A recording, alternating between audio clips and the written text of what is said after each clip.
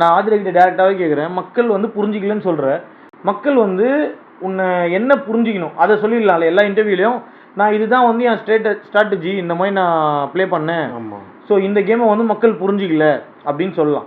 மக்கள் வந்து என்னை புரிஞ்சிக்கல, மக்கள் வந்து புரிஞ்சிக்கிற மக்களும் வெளியே இருக்காங்க.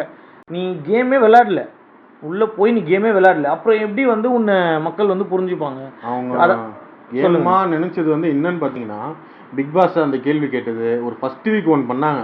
ஆமாம். அதுக்கப்புறம் அவங்க வந்து டோட்டலி சைலண்ட்.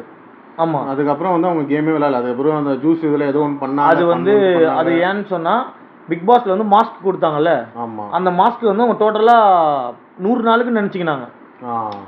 மாஸ்க் எடுத்துட்டாலும் இவங்களுக்கு அந்த மாஸ்க் போட்டு அந்த ஒரு 2-3 டேஸ்க்கு வந்து அந்த ஃபீல் மாஸ்க் இருக்கிற மாதிரியே அவங்க நினச்சிக்கிட்டாங்க. அவங்களுக்கு அந்த அடுத்த 2 வீக் அவங்க மாஸ்க் போட்டுக்கினே காலத்துக்கு அழிச்சிட்டாங்க. ஆமாம். இப்போ வந்து அவங்க என்ன சொல்கிறாங்கன்னா, யார் யாரெல்லாம் வந்து வீக் கண்டஸ்டன்ட் கேட்குறாங்க வெளியே இன்டர்வியூ எடுக்கிறவங்க, அவனோட வயிற்று பொழப்புக்காக அவன் கேட்பான் தான்.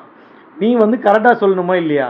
எல்லாரையும் சொல்கிறீங்க கலையரசன், சரி ஓகே, உன் கூட கம்பேர் பண்ணி பார்த்தா கலையரசன் வந்து எதுவும் பெருசாக பண்ணல, பட் ஆனால் அவனும் கண்டென்ட்லாம் கொடுக்குறான் ஓரளவுக்கு, அவனால் என்ன முடியுமோ அதை கொடுக்குறான், சரி ஓகே. ரம்யாவை சொல்லியிருக்காங்க, ரம்யா வந்து ஃபர்ஸ்ட் வீக்லாம் பார்த்தீங்கன்னா ரொம்ப மோசம், எதுவும் பண்ணல ரம்யா ஜோ. இப்போ வந்து அவங்க நல்லா இம்ப்ரூவ்மெண்ட் இருக்குது.